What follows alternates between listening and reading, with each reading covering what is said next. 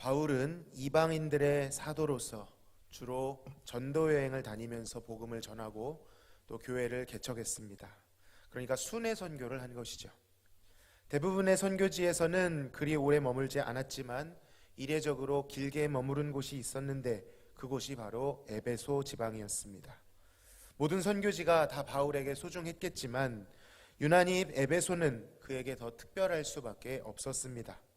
머문 기간도 기간이겠지만 그곳에서 하나님의 놀라운 역사도 반대로 혹독한 핍박과 시련도 다 경험했기 때문이죠. 사역자로서 그야말로 산전수전을 다 겪었습니다.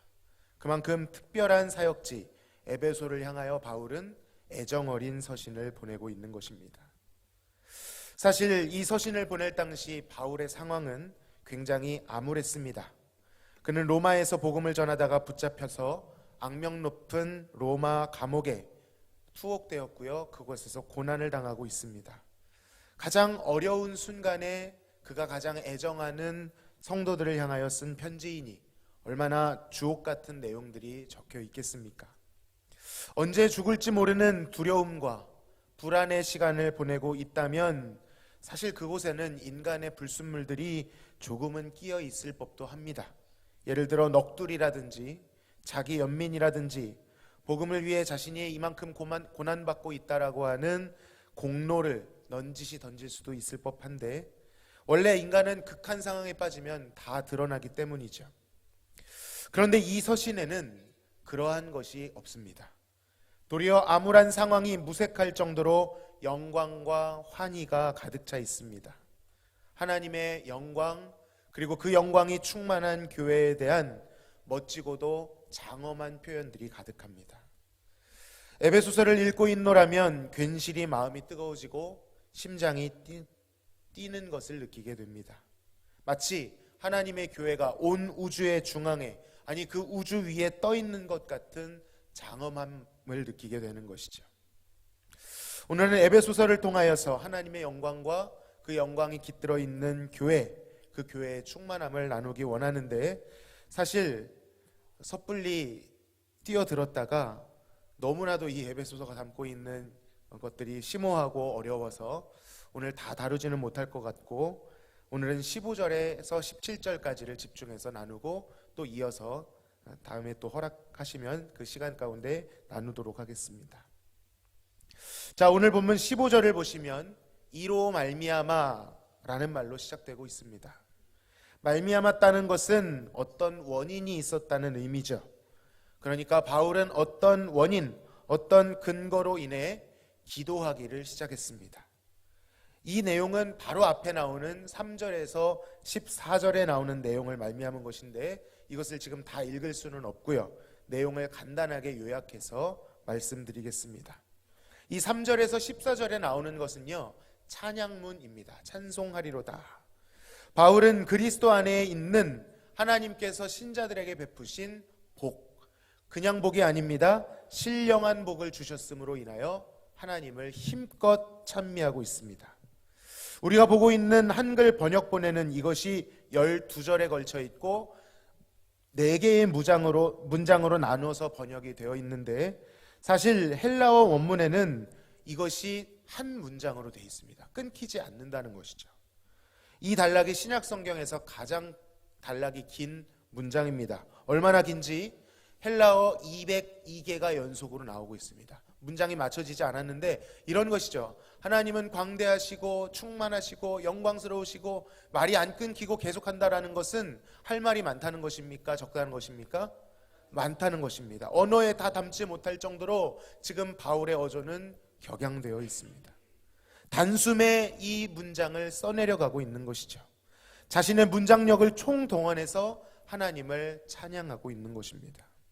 극도의 감격, 흥분 가운데 빠져 있는 것이죠. 원래 흥분하면 짧아지기보다는 길어지기 마련입니다.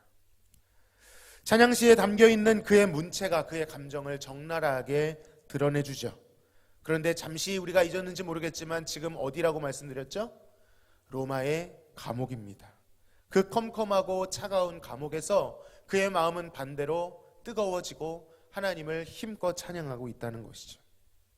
바로 그 감옥이라 할지라도 그에게 하나님의 영광이 임했고 그 영광에 휩싸여진 바울은 감격의 극치를 누리고 있는 것입니다. 아쉽게도 오늘은 이 본문 다음을 다룰 것이기 때문에 다 살펴보진 않겠지만 그가 푹 빠져 있는 이것, 그가 기도할 수밖에 없고 그가 찬양할 수밖에 없게 한 바로 이것은 하나님께서 베풀어 주신 신령한 복들 때문이었습니다. 이 복이 감옥 안에 있는 바울을 이렇게 감격하게 만들었고 이 감격이 자신뿐만 아니라 그가 가장 사랑하는 성도들인 에베소 교인들에게도 전달되게 만들었던 것이죠. 그 찬양을 요약하면 첫째, 그 신령한 복은 하나님의 기쁘신 뜻대로 예정하심, 하나님의 예정. 두 번째는 은혜의 풍성함을 따라 예수님의 피로 속량하심, 예수님의 속량. 세 번째로 성령의 지혜와 총명으로 그 뜻의 비밀을 알리심이었습니다. 성령님의 계시이죠. 간단하게 설명하기 어려운 쉽지 않은 풍성한 내용들이, 주제들이 이 찬양시에 담겨져 있습니다. 과연 이 복 안에는 어떤 힘이 있었길래 고통스러운 감옥에서조차도 바울을 이토록 생동감 넘치게 만들었던 것일까요? 먼저 바울 안에 경험되었던 이 복으로 인하여 이로 말미암아 오늘 바울의 기도가 시작되고 있습니다. 하나님께서 우리에게 주신 복이라고 하는 것은요, 우리가 살펴보고 있는 바울에게 임한 복과 같이 그저 명분뿐인 복이 아니라 어디에서든지 어떤 상황에서든지 생명력이 넘치게 하고 소성케 하는 힘이 있는 줄로 믿습니다. 실로 엄청난 것이죠. 세상에 가장 좋은 것들을, 풍요로운 것들을, 아름다운 것들을, 흥미로운 것들을 다 가져와서 진열한다고 해도 결단코 비교될 수 없는 복입니다. 다 살펴볼 수는 없겠지만 바울이 찬양하고 있는 삼위 하나님, 그 하나님의 구원 사역은 결코 우리로 하여금 은혜와 하나님의 그 영광을 찬송하게 위한 위함이라고 3번씩이나 강조하고 있습니다. 후렴구처럼 그 은혜의 영광을 찬송하게 하려 함이라라고 강조하고 있는 것이죠. 바울이 이 복을 깨달아 감옥에서도 그 은혜의 영광을 찬송하였던 것처럼 오늘 이 에베소서를 대하고 있는 우리들도 이 복이 깨달아짐으로 인하여 그 은혜의 찬송을, 은혜의 영광을 찬송할 수 있기를 간절히 기도합니다. 이 감격이 우리에게도 우리의 어려운 상황 속에도 맞닿아서 단번에 써내려갈 수 있는 고백처럼 우리의 모든 표현과 문장력을 다해서 찬양할 수 있는 그러한 고백이 되기를 소원합니다. 바울은 기도하기에 앞서 이러한 믿음과 사랑이 에베소 교회 안에도 경험되고 있다, 이런 소식을 듣고 먼저 하나님께 깊이 감사드리고 있습니다. 그리고 그들을 위하여, 그들이 그렇게 되게 하기 위하여 항상 기도했다라고 고백합니다. 바울은 자신의 어려운 상황보다도 이 사실이 자신 안에 충만하여지기를, 또한 자신이 누리고 있는 이 복이 에베소 교인들에게도 충만히 넘치기를 그토록 바랬던 것이죠. 자신의 처지보다도 바랬던 것입니다. 사랑하는 성도 여러분, 우리에게도 바울이 누렸던 이 신령한 복이 과연 알아지고 누려지고 있는지 돌아보아야 할 줄로 믿습니다. 정말 하나님께서 베푸신 이 신령한 복이라는 것이 무엇이길래 이토록 바울은 극한의 상황 속에서도 최고의 감격으로 하나님께 영광을 돌리고 있는 것일까? 바로 이 하나님으로부터 온 신령한 복, 구원, 그리고 그 구원으로부터 흘러나오는 즐거움이야말로 끊임없이 샘솟는 신자들의 원동력인 줄로 믿습니다. 이러한 샘이 우리 안에 없다면, 말라 있다면 그것 없이 신앙생활을 해보려고 하는 모든 시도는 무모한 것입니다. 열매가 맺어지지 않은 것이죠. 오직 이 하나님의 복으로부터, 이 샘으로부터 생수를 공급받을 때에만 우리 안에 신앙이 일어나는 줄로 믿습니다. 말씀을 듣는 중에 이 샘을 사모하시기를 간절히 축원합니다. 바울은 마침내 기도를 시작합니다. 우리 함께 17절을 같이 한번 읽어보도록 하겠습니다. 시작.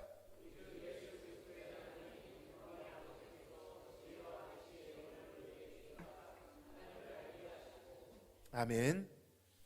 바울이 지금 에베소 교인들을 위해 해줄 수 있는 것은 사실 그리 많지 않습니다. 투옥되어 있기 때문이죠. 그가 해줄 수 있는 것 오직 기도밖에 없었습니다. 그러니 그 기도가 얼마나 절박했겠습니까? 감옥에서 남는 것이 시간이니 시간도 많고 할 것은 기도밖에 없으니 그가 얼마나 기도할 제목들이 많았으며 얼마나 간절히 기도했겠습니까? 그런데 그 절박한 기도 제목 중 바울이 가장 먼저 이들을 위해 하나님께 구한 것은 오늘 17절의 고백대로 그들로 하여금 하나님을 알게 해달라라고 하는 기도 제목이었습니다. 여기에서 안다라고 하는 것은요, 그저 지식적으로 정보를 아는 것을 의미하지 않습니다. 물론 그것도 중요합니다. 중요하지 않은 것이 아닙니다. 그러나 여기서 안다라고 하는 것은 그것을 넘어서는 훨씬 더 깊은 의미입니다. 관계적인 알을 말하는 것이고요, 경험적인 알을 말하는 것입니다. 이 안다라고 하는 표현을 히브리어에서는 야다라는 원어를 쓰는데, 이 야다는 신랑과 신부가 결혼하여 첫날 밤을 보낼 때 서로를 알아가는 과정을 의미합니다. 하나님께서 그 백성과의 관계를 신랑과 신부에 비유하실 때가 있죠. 그만큼 친밀하고 온전히 아는 것을 의미하는 것이죠. 단순히 하나님에 대하여 아는 정보를 넘어서서 하나님을 아는 경험적 지식인 것이죠. 예를 들어 보겠습니다. 여러분, 저에 대해서 잘 아십니까? 제 키가 얼마인지 아십니까? 네, 한 185 정도 됩니다. 네.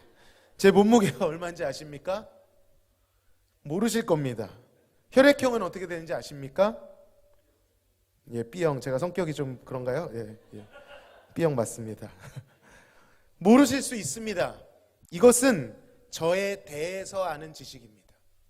그러나 그럼에도 불구하고 어디 가서 저를 아느냐고 물어보신다면 여러분 무엇이라 대답하실 수 있으시죠? 저를 안다고 대답하실 것입니다. 왜 그렇습니까? 저를 인격적으로 알고 계시고 저와 관계를 맺고 계시고 교제했기 때문입니다. 이처럼 하나님에 대하여 아는 것과 하나님을 아는 것은 큰 차이가 있는 것이죠. 물론 앞서도 말씀드렸지만 하나님에 대하여 아는 훈련도 매우 중요합니다. 이것 없이 어리석고 무지하게 살아갈 수가 있지만 우리는 그만큼 배워야 합니다. 그러나 이 모든 공부는 단순한 정보 수집이 아니라, 지식을 쌓기 위함이 아니라 하나님 그분을 더 깊이 알기 위한 공부여야 하는 것이죠. 하나님 그분이 목표가 될 때 이것은 풍성한 재료가 될 수 있는 것입니다. 하나님을 아는 자가 하나님에 대해서도 공부하기 시작할 때 그 하나님을 아는 지식이 더욱 깊어지게 됩니다. 그러나 하나님과의 인격적 관계, 하나님과의 풍성한 교제 없이 하나님에 대한 정보와 지식만을 떠돌고 있다면 그것은 피상적인 지식이고 자랑받게 되지 않습니다. 머리로 하나님이 어떤 분이신지 달달 외운다고 해서 그 삶이 꼭 하나님을 경외하고 그를 사랑하는 방향으로 흐르는 것은 아니기 때문이죠. 야고보서 2장 19절에 이렇게 말씀하십니다. 네가 하나님은 한 분이신 줄 믿느냐?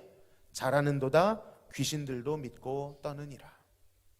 하나님에 대하여 아는 그 지식에만 머무를 때 우리는 쉽게 권태감을 느끼고 형식적이고 기계적인 종교 생활을 하게 됩니다.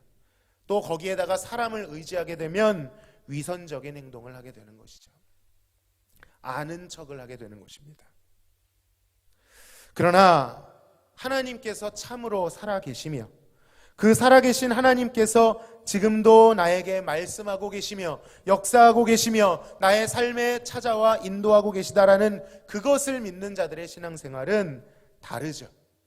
하나님을 아는 지식, 그를 인격적으로 알고 그가 나를 위하여 행하신 구원, 그 하나님의 내어주심이 어디까지인지를 알고 깨닫는 신앙생활은 마르지 않습니다. 그 안에 영광과 기쁨이 있습니다. 은혜와 눈물이 있습니다. 평강과 안정이 있습니다. 결단코 무미건조해질 수 없는 것이죠. 사람과의 관계에서는 그럴 수 있습니다. 알면 알수록 익숙해지고 지루해질 수 있습니다.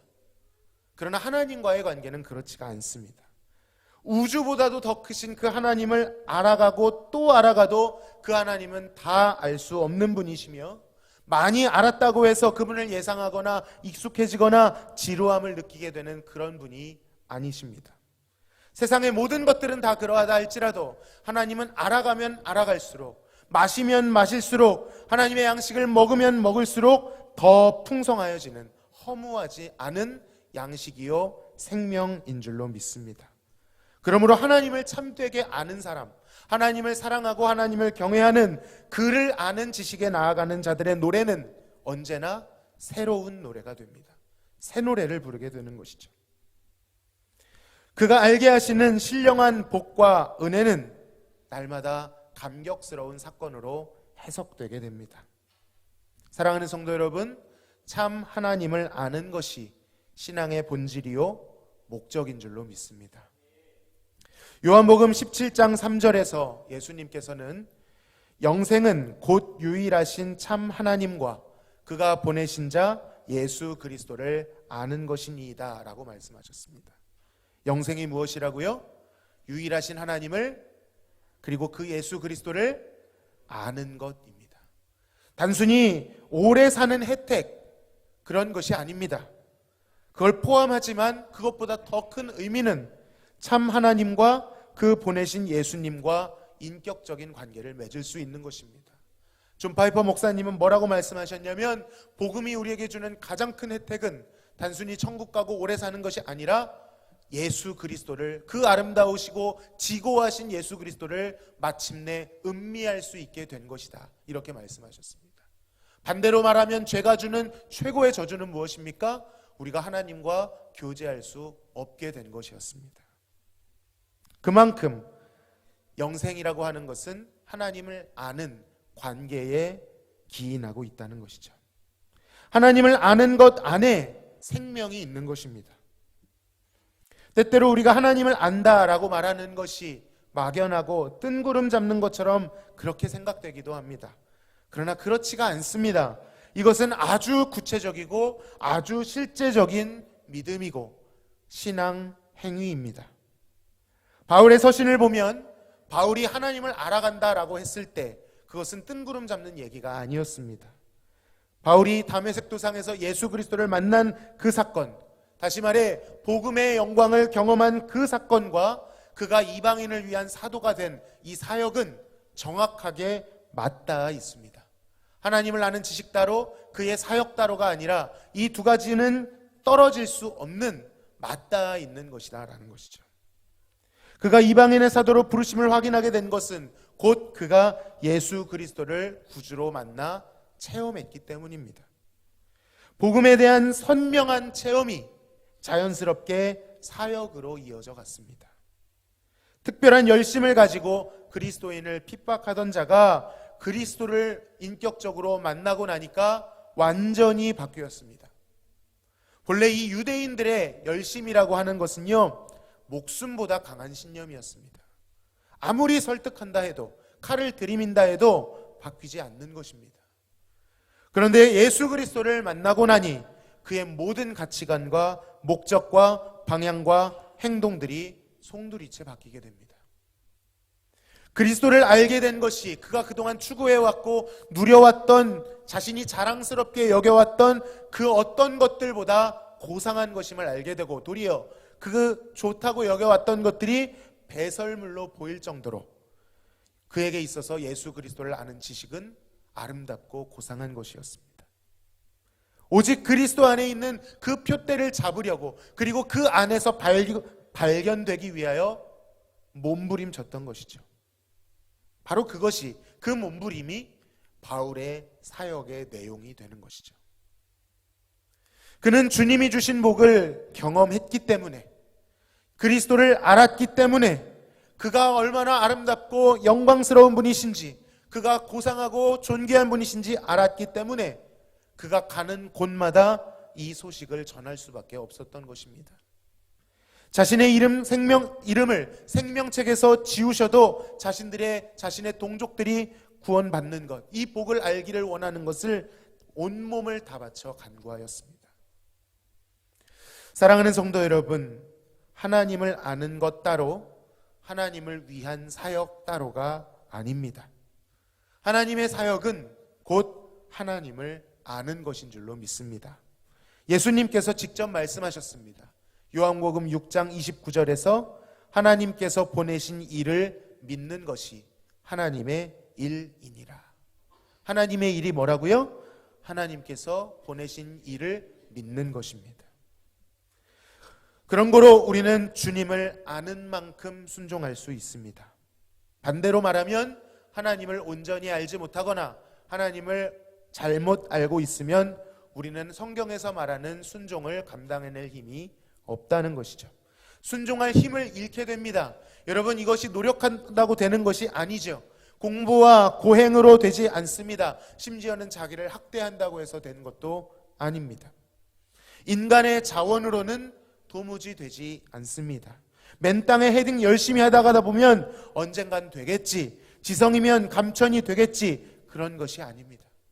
왜냐하면 기독교는 인간으로부터 출발한 어떤 종교가 아니기 때문이죠. 인간의 노력에 신이 감동해서 복을 주고 그렇지 않으면 벌을 내리는 그 정도의 종교가 아니라는 말씀입니다. 기독교 신앙은 하나님으로부터 시작한 것입니다. 오직 하나님으로 인하여 성취된 것입니다. 그것을 우리는 은혜라고 말하죠. 그 은혜로만 되어지는 것입니다. 우리가 신앙생활할 수 있는 모든 근거는 우리가 하나님을 알게 될 때만이 가능합니다.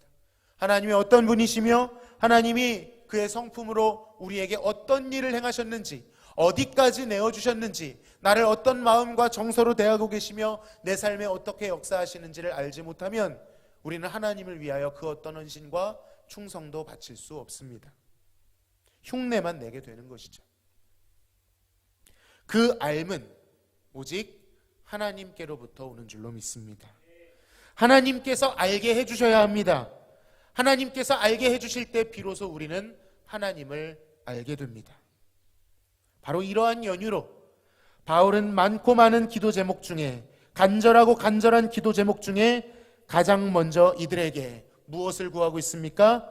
지혜와 계시의 영을 부어주사라고 기도하고 있는 것이죠. 하나님을 온전히 아는 지식이 사람으로부터 나오는 것이 아니라 하나님으로부터 나오는데, 그것이 구체적으로 지혜와 계시의 영이라는 것입니다. 하나님을 온전히 아는 지식은 사실 엄연히 말하면 그리스도 안에 있습니다. 다시 말씀드리면 하나님이 어떤 분이신지를 명확히 알려면 십자가를 보면 됩니다. 십자가에 하나님의 공의가 나타났고요, 우리를 구원하시고자 하는 하나님의 사랑도 나타났습니다. 예수 그리스도를 우리가 보게 된다면 하나님이 어떤 분이신지를 명확하게 알게 된다는 것이죠. 그런데 그 예수 그리스도를 알게 하는, 예수 그리스도께로 우리를 인도하는 것은 오직 성령 하나님으로부터 나오는 지혜와 계시의 영인 줄로 믿습니다. 한번 따라 하시겠습니다. 지혜와 계시의 영. 오직 이것으로만 우리는 그리스도를 알게 되고요, 그 그리스도를 통하여서만 하나님께로 나아갈 수 있는 것이죠. 오직 성령님께서 부어주시는 지혜와 계시의 영으로 말미암아 감추어져 있던 하나님의 비밀들을 깨닫게 되는 것입니다. 사람의 힘으로 되지 않는 것이죠. 울어도 안 됩니다. 가슴을 쳐도 안 됩니다. 돈으로도 안 되죠. 맘착해도 안 되는 것입니다. 왜냐하면 이것은 세상의 지혜가 아니기 때문이죠. 이 세상에서 없어질 통치자들의 지혜도 아닙니다. 세대의 통치자들이라고 해서 알 수 있는 사람 단 한 사람도 없습니다. 이것은 오직 은밀한 가운데 있는 하나님의 지혜입니다. 눈으로 보지도 못하고 귀로도 듣지도 못하고 사람의 마음으로도 도무지 생각할 수 없는 그러한 것입니다. 하나님은 오직 이 비밀을 성령을 통하여서만 우리에게 비춰주시는 줄로 믿습니다. 우리는 알 수 없지만 성령께서는 다 아십니다. 심지어는요, 하나님의 깊은 것까지라도, 사람의 깊은 것도 우린 잘 모르죠. 그런데 하나님의 그 깊은 것이라고도 다 통달하시는 분이십니다. 그러니까 성령님의 인도하심을 받을 때 하나님의 영이신 성령의 그 지혜와 계시의 영으로 말미암아 우리는 하나님을 알게 되는 것입니다. 바울이 구하고 있는 지혜와 계시의 영, 이것은 성령님으로부터 나오는 능력인 동시에 성령님 자체이십니다. 단순히 성령은 어떤 정신이나 능력이나 이 정도가 아니라 살아계신 하나님이시요 인격적으로 우리와 함께 하시며 우리를 도우시는 보혜사이시기 때문입니다.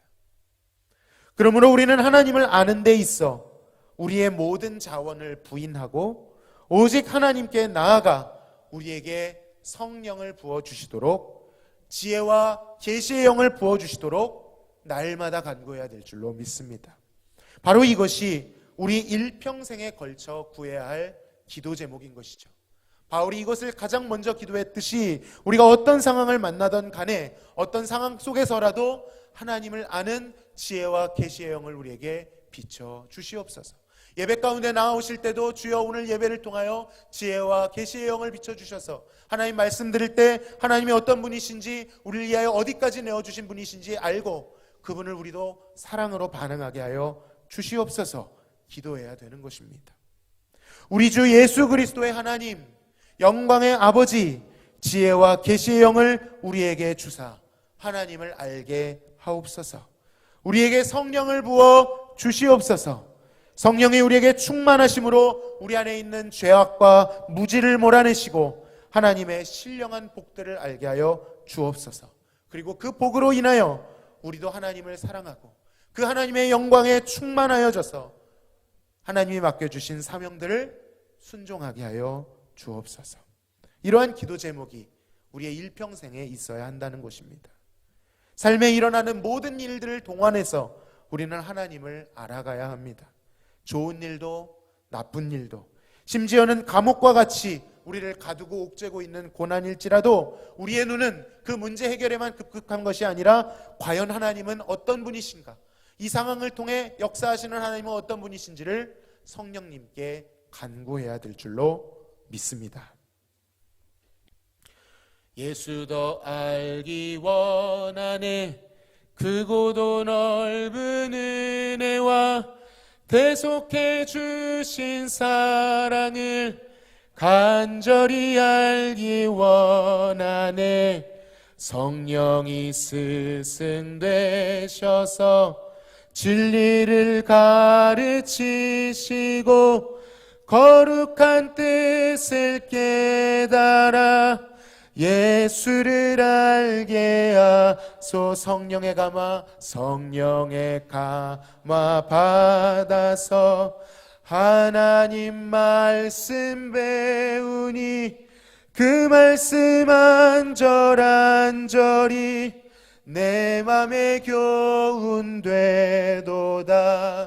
예수가 계신 보좌는 영광에 둘려 있도다. 평화의 왕이 오시니 그 나라 왕성하도다. 내 평생의 소원, 내 평생의 소원, 대속해 주신 사랑을 간절히 알기 원한 내 평생의 소원, 내 평생의 소원, 대속해 주신 사랑을 간절히 알기 원하네. 하나님 아버지, 우리 일평생의 소원은 우리 주 그리스도를 아는 것입니다. 저희들의 힘으로 지식으로 알 수 없사오니 성령 하나님 도와주시옵소서. 우리에게 지혜와 계시의 영을 비춰주사 감추어진 것들을 보게 하시고 우리를 위하여 하나님께서 베풀어 주신 은혜와 사랑이 얼마나 큰 것인지 알게 하여 주시옵소서. 그리하여 예수께서 거하고 계신 그 보좌의 영광, 그 둘려있는 영광이 우리 성도들의 마음에 충만하게 하시고 교회에 충만하게 하시고 이 교회로부터 흘러나간 그 영광이 온 열방까지 덮어 주님 다시 오시는 그날까지 예배로 싸우는 하나님의 나라를 앞당기는 자들 되게 하여 주시옵소서.